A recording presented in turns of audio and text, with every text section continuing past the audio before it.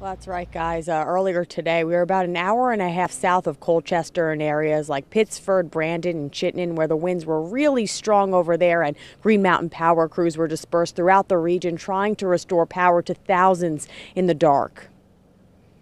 It was pretty scary. Thousands left in the dark following a powerful windstorm, leaving crews with the difficult task of restoring power in messy conditions all day throughout the state. There is the possibility for real trouble, and of course we have to hope for the best, but then prepare for real trouble. Wind gusts reached 65 miles per hour in some areas. Allison Patterson heard it loud and clear all afternoon from inside her Chittenden home. Like a train coming through. I mean, it was really, really loud. We essentially doubled our field force in anticipation of this storm. And trees like this one completely uprooted due to powerful winds throughout the day. Next thing I know, I see the tree just start tipping, and I'm like, oh my Lord. I start running upstairs to make sure it wasn't going to hit my son's room, because my son's room was up there. It just missed and luckily didn't hit any power lines. Crews were on standby in case that did happen in an area Patterson says is prone to outages and tree damage. And you got summertime coming around with those other big storms, so.